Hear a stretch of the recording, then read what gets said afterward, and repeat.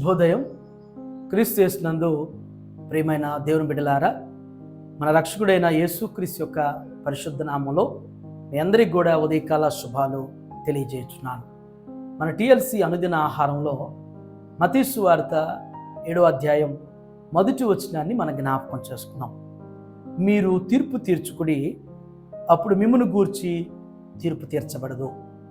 దేవుని బిడ్డలారా, ఈ వచనం ద్వారా దేవుడు మనందరితో జ్ఞాపకం చేస్తూ మాట్లాడుతున్నాడు. మనందరికీ కూడా సునాయాసనమైనటువంటి ఒక తలంపు ఏంటంటే, మన లోపాన్ని మనం పెట్టుకుంటాం, మన బలహీనతలు మనం మనలో దాచేసుకుని ఎదుటి వారిని ఎలెత్తి చూపించేటువంటి స్వభావం కలిగి ఉంటాం.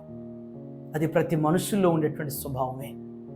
ఈ ఉదయం నీలో నాలో ఈ బలహీనత ఉన్నదేమో, ఈ స్వభావం మనలో ఉన్నదేమో. పెద్దవారు అన్నట్లుగానే ఒక ఏళ్ళు ఎదుటివారి వైపు చూపిస్తే 4 వేళ్ళు మన వైపు చూస్తూ ఉంటాయి. ఒకవేళ ఎదుటివారి వైపు చూపించేది, ఎదుటివారిని నిందిస్తూ ఉంటాం, ఎదుటివారిని జడ్జ్ చేస్తుంటాం. వారు అలాంటి వారు, వారు ఇలాంటి వారు అని చెప్పేసి వారి మీద దుష్ప్రచారం చేస్తాం. వారి మీద మరి తీర్పు తీరుస్తూ ఉంటాం, వారికి జడ్జిమెంట్ చేస్తుంటాం.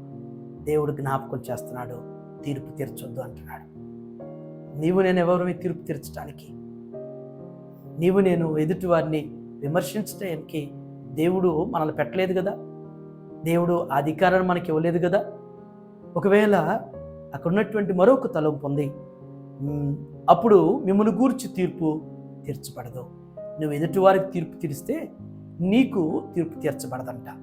అంటే నీ లోపం, నీ పాపం, నీ దోషం నీలోనే నిలిచి ఉంటుంది. అది ఎంత శాపం. క్షమించబడితే దేవుని చేత, ఎందుకంటే దేవుడు క్షమించేవాడు. మనం క్షమించబడ్డామంటే మనలో భారం ఉండదు, మనలో బాధ ఉండదు, మనం భయపడాల్సిన పరిస్థితి ఉండదు. ఒకవేళ మనకు తీర్పు తీర్చబడకపోతే మనలో భారం ఉండిద్ది, మనలో బాధ ఉండిద్ది, మనలో భయం ఉండిద్ది, మనలో కలవరం, చింత, ఆందోళనలు మనలో ఉంటాయి. ఈ ఉదయకాల సమయంలో దేవుని బిడ్డలారా, గొప్ప ఆధ్యాత్మికమైనటువంటి సత్యం అన్నమాట ఇది. తీర్పు తీర్చేటువంటి స్వభావం, తీర్పు తీర్చేటువంటి ఆ మనస్సు మనలో తీసివేసుకుందాం. ఎదుటివారి గురించి విమర్శించడం, ఎదుటివారిని చెడ్డ ప్రచారం చేయటం, ఎదుటివారిని మరి తీర్పు తీర్చేటువంటిది అది మన పని కాదు అని గుర్తెరిగి దేవుడికి అప్పగించుకుందాం. దేవుడు చూసుకుంటాడు. దేవుడు ఎవరికి ఏ కొలత కొలవాలో వాని క్రియలు చొప్పున ప్రతివానికి ఆయన తీర్పు తీరుస్తాడు. ఆయన వారికి జీతం సిద్ధం చేశాడు. ఈ ఉదయం సత్యం గుర్తెరిగి మరి మనం ఉండేటువంటి పరిసరాల్లో కానీ, మనం పనిచేసేటువంటి స్థలాల్లో కానీ, మన ఇరుగు పొరుగు వారిలో కానీ, మన స్నేహితుల్లో కానీ, మన బంధువుల్లో కానీ జడ్జ్ చేయటం మానివేద్దాం. అది మన పని కాదు. మనం వారి వైపు వేలు చూపిస్తే మన వైపు 4 వేలు చూపిస్తాయన్నటువంటిది గుర్తెరిగి మనకు మనమే గుర్తించి ముందుకు సాగుదాం. ఆ విధంగా జీవించడానికి పరిశుద్ధాత్మదేవుడు అట్టి జ్ఞాన హృదయాన్ని మనందరికీ దయచేయనుగాక. ఆమేన్. ప్రార్థన చేసుకుందాం. మహోన్నతుడ, మహాగణుడైనటువంటి యేసయ్య, మీకు వందనాలు. ఈ ఉదయం నా తండ్రి, శ్రేష్టమైనటువంటి తలంపును మా అందరికీ మీరు జ్ఞాపకం చేశారు. తీర్పు తీర్చుకుని, ఒకవేళ మీరు తీర్పు తీరిస్తే మీకు తీర్పు తీర్చబడదని జ్ఞాపకం చేశారు. అయ్యా, మాలో నా తండ్రి ఇలాంటి స్వభావం, ఇలాంటి తత్వం ఉంటే తీసివేయండి.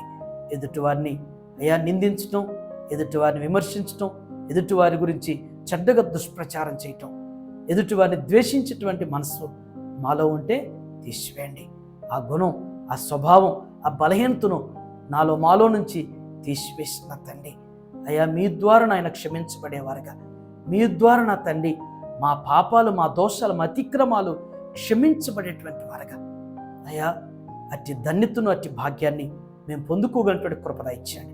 ఈ ఉదయం నా తండ్రి, ఎందరైతే టిఎల్సి అనుదిన ఆహారం చూస్తున్నారు అయ్యా, ఈ సత్యాన్ని మేము గుర్తెరిగిన తండ్రి, ఈ యొక్క గొప్ప సూక్తిని మా జీవితాన్ని అనుభవించుకున్న తండ్రి, మాలో నుంచి నాయన ఈ లోపాన్ని, పొరపాటుని, బలహీనతను తీసివేసుకుని దీని మీద జయాన్ని మేము పొందుకోవటానికి నాయన తీర్పు తీర్చేటువంటి వారంగా కాకుండా ప్రభువా, మాలో మేము అయ్యా తగ్గింపుగలిగి, దేవ మాలో మేము అయ్యా గ్రహింపగలిగినటువంటి వారుగా జీవించేటువంటి కృపను మా అందరికి దయచేయమని యేసు నామములో ఈ ప్రార్థన మీకు సమర్పించుతాను తండ్రి.